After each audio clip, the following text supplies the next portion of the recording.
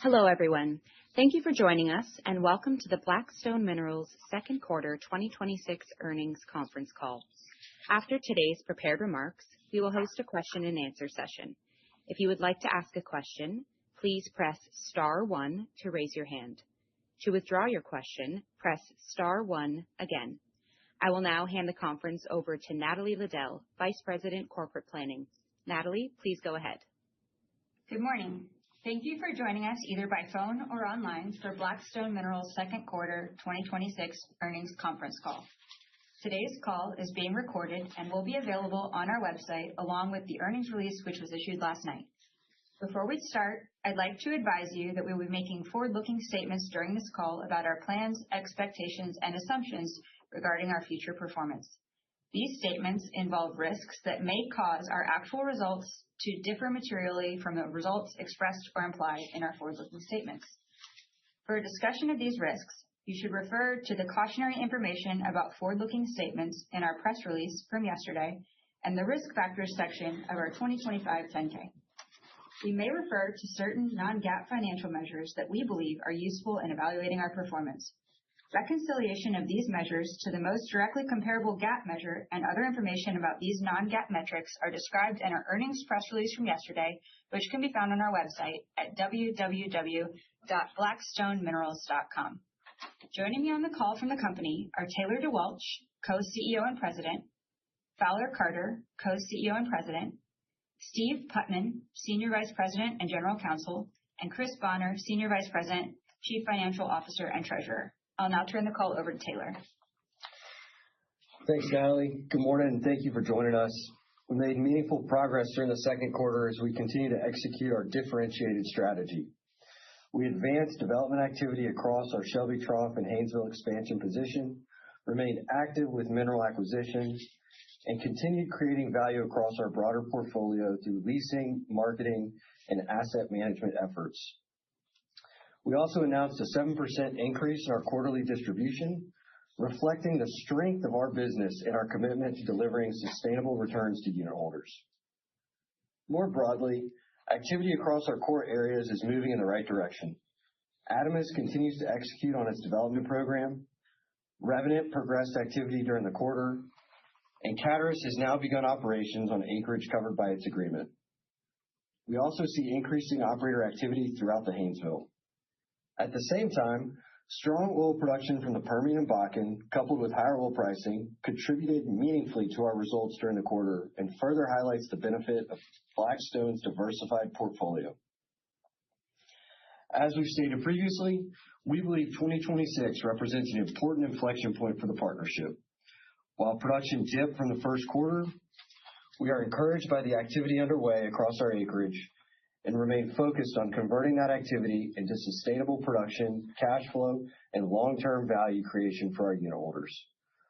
With that, I'll turn it over to Fowler to discuss our commercial and operational activity. Thanks, Taylor. We continued to make progress across our commercial initiatives during the second quarter while further strengthening our position in the Shelby Trough and Haynesville expansion area. Our acquisition program remained active with about $40 million of mineral and royalty acquisitions completed during the quarter. Since launching our acquisition program nearly 3 years ago, we have deployed almost $300 million, primarily focused on acreage within or adjacent to our core development areas. We continue to see opportunities that complement our existing position and increase our exposure to future development activity. Beyond acquisitions, our leasing and asset management efforts generated meaningful value during the first half of the year. Strong leasing activity produced approximately $13 million of lease bonus and other income, significantly exceeding our expectations at the start of this year. We also benefited from an initiative launched late last year to review deduct-free lease provisions, resulting in approximately $6.5 million of refunds collected to date. These efforts highlight the value of actively managing our mineral and royalty portfolio. As Taylor mentioned earlier, development across our Shelby Trough and Haynesville expansion position continued to advance during the quarter. Adamas operated 2 rigs on our acreage at quarter end and turned 4 wells to sales in July. We expect another 8 wells to come online during the remainder of 2026 and Adamas plans to drill 17 wells under the new program year that began in July. Revenant continued its development program during the quarter and spud 2 additional wells despite a reduction in its first-year drilling commitment following the previously disclosed well control incident. Activity is also beginning to emerge under our agreement with Caturus, which currently has a pilot well underway in Cherokee County and expects to commence development drilling during the second half of 2026. In addition, we continue to have fruitful discussions with a prospective operator regarding a new development that could further expand our contracted development footprint across the Shelby Trough and Haynesville expansion area. On a broader basis, activity across the Haynesville increased during the quarter. We continue to see operators evaluating and pursuing opportunities throughout the play, and the number of active rigs on our Haynesville and Shelby Trough acreage increased significantly during the quarter. We remain encouraged by the level of industry interest across our acreage footprint and the opportunities we see to further expand development activity over time. Strong results from Expand's Bobby Yancey well in Houston County and drilling activity in Anderson County further support our subsurface thesis of the connection between the Shelby Trough and Western Haynesville and reinforce the long-term development potential of our Haynesville expansion acreage. Outside of the Shelby Trough, Blue Arrow continues to advance development in the southern Delaware Basin. 3 wells were turned to sales during the quarter, with the remaining 22 wells in the program expected online during the second half of 2026 and into 2027. We also saw strong contributions from our Permian and Bakken acreage during the quarter, benefiting from solid production and higher oil prices. Overall, we are pleased with the progress across our commercial initiatives and believe the activity we are seeing today continues to support our longer-term production growth outlook. With that, I'll turn it over to Chris to cover the financial results. Thanks, Fowler, and good morning. Mineral and royalty production during the quarter averaged 32.5 MBOE per day, while total production averaged 33.5 MBOE per day. Production declined from the first quarter primarily due to lower natural gas mineral and royalty volumes in the Haynesville. As Taylor mentioned, production trends do not always move in a straight line as development activity progresses and wells come online at different points throughout the year, and we remain confident in the overall trajectory of the business towards growing production and distributions. Commodity prices remained supportive during the quarter, particularly for oil. Our average realized price, excluding the impact of derivative settlements, increased 7% from last quarter to $37.82 per BOE. Higher oil pricing and production helped offset the impact of lower gas volumes and contributed to strong cash flow generation during the period. As a result, net income for the quarter was approximately $106 million, adjusted EBITDA totaled $91 million, and distributable cash flow was $80 million. Oil and condensate accounted for 65% of our oil and gas revenues. As previously announced, we declared a distribution of 32 cents per unit for the quarter, or $1.28 on an annualized basis. Strong production from our oil-weighted assets and improved commodity pricing supported our results, allowing us to increase the distribution while maintaining 1.18 times coverage for the quarter. This balanced approach supports both continued investment in accretive growth opportunities and our goal of delivering sustainable distribution growth over time. As Taylor and Fowler discussed, we continue to see encouraging results across our core acreage, from development programs in the Shelby Trough and Haynesville expansion area to opportunities across the broader portfolio. We believe our diversified asset base, disciplined commercial strategy, growing development footprint, and strategic position near Gulf Coast demand centers support our ability to deliver sustainable, long-term value for unit holders. With that, we'll open it up for questions. We will now begin the question and answer session. Please limit yourself to one question and one follow-up. If you would like to ask a question, please press star 1 to raise your hand. To withdraw your question, press star 1 again. We ask that you pick up your handset when asking a question to allow for optimum sound quality.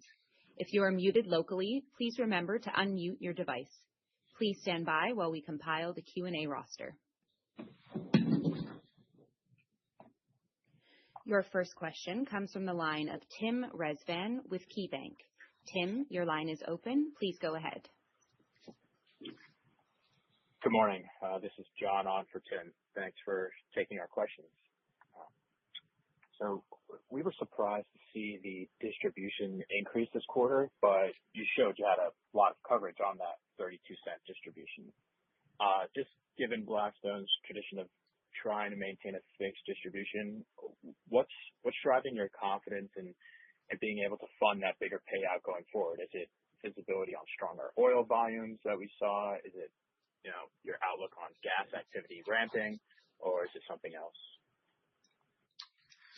Hey, good morning, John. This is Taylor. Yeah, I think you hit the nail on the head. I think it's a little bit of all of the above. Certainly, I think that we do try to increase distributions when we have confidence that we're going to be able to maintain that distribution, and that's where we sit today. When we look out to the forecast, we're certainly excited about the kind of coming ramp in production that we've alluded to via our development agreements, as long as the strong results to date this year from our oil assets. So I'd say it's a little bit of both, and certainly have confidence in the 7% increase this quarter. Okay, just to tail off that, and you discussed this a little in your prepared remarks. Can you just give an update on where you stand with any future Haynesville agreements? Or you sound like you're looking to formally bring in any other operators as Adamas, Revenant, and Caturus are kind of in this steady state. Yeah, I'll just touch on that real quickly. I mean, we've talked about in the past that we're marketing some additional acreage that we're excited about in the Shelby Trough, continuing to expand on the success we've had to date with operators. That marketing has gone really well, and we're getting close to being able to disclose more information as it relates to formally signing up another agreement with another Haynesville operator. Okay, that's great. And sorry, if I could just sneak one more in, just on leverage, it's inched up from 0 in 2024 to a little bit over half a turn now, with $300 million of preferred still on the balance sheet. Just looking at the next window to address the preferreds coming in a little over a year, how are you thinking about the capital structure longer term, just given the payments on those preferreds? Sure. And maybe more broadly, just thinking about, how we allocate our capital, we've certainly been spending most of our time and resources thinking about the expanding Shelby Trough, and we're excited about our bolt-on acquisition program that we've been executing on for a while now. So, we still look at it as that we've got a peer leading, leverage. That's a place that we'd like to be. As we look out to the future, certainly taking into consideration the agreement that we have with Apollo right now on the preferred. But as we get into the next open window, we're certainly continuing to evaluate kind of uses of our capital and how the preferred fits into that.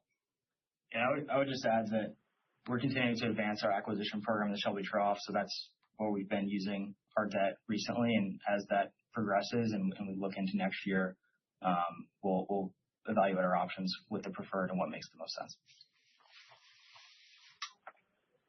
Great, that makes sense. Appreciate the time. I'll leave it there. Thanks. As a reminder, if you would like to ask a question, please press star 1 to raise your hand. Your next question comes from the line of John Annis with Texas Capital. John, your line is open. Please go ahead. Hey, good morning all, and thanks for taking my questions. For my first one, morning. Maybe starting with production, can you walk us through the drivers of the stronger than expected oil volumes and the decline in Haynesville gas volumes during the quarter, and how you're thinking about the production trajectory carrying into the second half? Yeah, I can start with that. So looking at the oil production, we have seen some price-driven activity, particularly operators turning DUCs to sales. And so we certainly have benefited from that. On the gas side, our gas we have some higher interest positions within the Shelby Trough. And so depending on the timing of when some of those wells come on, it makes our production a bit lumpy. We've also just seen variability in activity, but with the recent increase in rig counts on us, we are confident that activity is going to turn into higher production. And then as our development programs advance under our contracted agreements, we're also encouraged by our medium to long-term outlook on gas there. Yeah, I might just add, thanks, Chris. I might just add in too, John, that when you look at our portfolio, it's great to be in a place where we've got the diversity of oil and gas assets. I mean, I think we've seen that play into the first part of this year and the strong results, and also the significant leasing that's been going on across the Permian, the Bakken, and elsewhere. I mean, one place to really be thinking about it is the Woodford Barnett, as that's getting more attention. We've certainly seen more leasing there on us. And I think as we're really driving a lot of resource expansion in the Haynesville and certainly spending a lot of time focusing on development agreements there, it's worth noting that we're participating in resource expansion in some of the other plays. And I think that's benefiting us in leasing dollars today, but ultimately production and activity down the line. I appreciate all that color. Maybe for my follow-up, we've seen a significant increase in activity across your three-county Shelby Trough area, which I think stands at roughly 19 rigs today.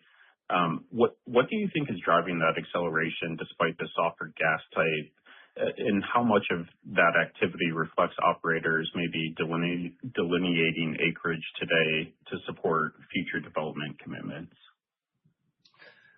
Yeah, John, good question. I mean, I think it's a little bit of both. I think there are some operators that are certainly seeing some nice returns in the current environment, as well as the incentives to delineate and certainly stick to their commitments under our development agreements. So we've seen the same. I think there's clearly an industry pull towards the Shelby Trough as inventory is dwindling in the legacy Haynesville, and I think that's a dynamic we're going to continue to see. Certainly, we're excited about the trajectory of the activity and where that puts us kind of as we go over the next couple of years, but really into 29 and 30 as the industry is looking for natural gas inventory to supply the coming wave of demand. And we think we're really well positioned for that, where our assets sit in proximity to the Gulf Coast, of course, as well as increasing power demand. So I do think there's just a continued increase of activity towards the Shelby Trough and the expanding Haynesville, and our acreage is really well positioned to grab that market share and take advantage of it. Thanks, guys. I'll leave it there. Thanks, John. We have reached the end of our question and answer session. I will now turn the call back to Taylor for closing remarks. Thanks, everybody, for joining us this morning. As we've talked about, we're really excited to continue our solid execution of our differentiated strategy across our diverse portfolio. We continue to, really stay confident in our trajectory and trying to return as much value to our unit holders as we can. So we look forward to speaking with all of you again next quarter. Thanks. This concludes today's call. Thank you for attending. You may now disconnect.